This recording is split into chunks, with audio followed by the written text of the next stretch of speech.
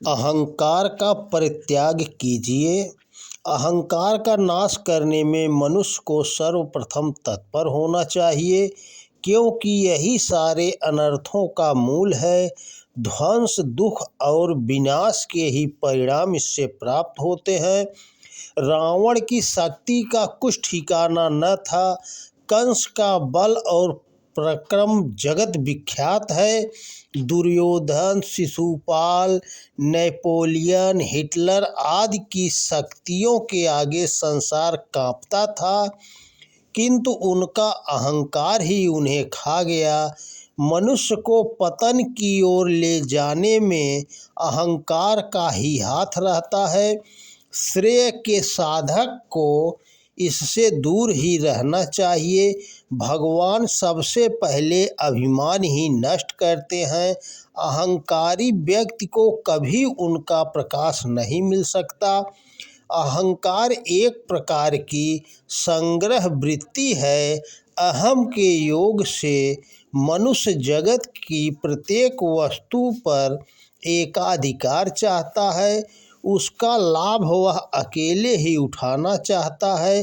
किसी दूसरे को हस्तक्षेप करते या लाभ उठाते देखकर वह जल भुन उठता है और प्रतिकार के लिए तैयार हो जाता है। जब तक यह पाप पराकाष्ठा तक नहीं पहुंच जाता, तब तक भले ही कोई शोषण, दमन, अपहरण तथा अनैतिक भोग भोगता रहे, किंतु अंततः सभी लोग उसका साथ छोड़ देते हैं। साधन और परिस्थितियां शीघ्र ही विपरीत हो जाती हैं। तब मनुष्य को हार माननी पड़ती है, मुंह की खानी पड़ती है और कभी कभी तो सर्वनाश के ही दर्शन करने पड़ते हैं। परमात्मा किसी भी वस्तु का संग्रह नहीं करता।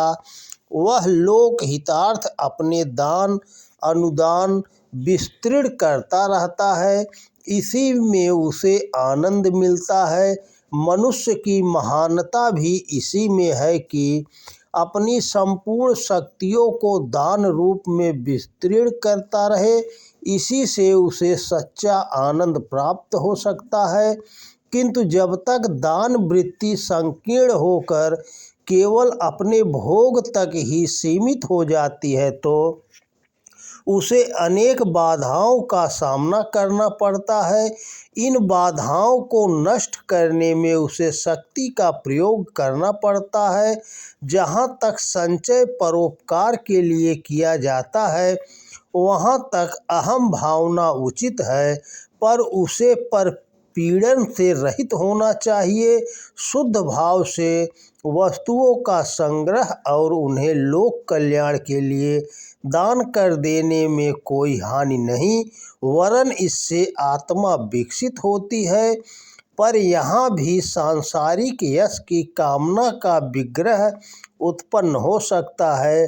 अतः दान की वृत्ति भी उदार और निहंकार होनी चाहिए। यह स्थिति तब आती है जब अपना कर्ता भाव पूर्ण रूप से समाप्त हो जाता है। कर्तव्य तो सभी करते हैं, किंतु जो अपने अधिकार ईश्वर के लिए छोड़ देते हैं और समष्टि रूप से इस बात के लिए राजी हो जाते हैं कि इस संपूर्ण का कर्ता धर्ता परमात्मा ही है, उसी की शक्ति, संकल्प और प्रेरणा से संसार की गतिविधियां चल रही हैं। मनुष्य तो निमित्त मात्र है। मशीन के एक छोटे से पुर्जे की तरह उसे चलते रहने में ही गौरवानुभव करना चाहिए। तो दोस्तों नमस्कार, जय हिंद, जय भारत। वीडियो को ज़्यादा से ज़्यादा शेयर करें।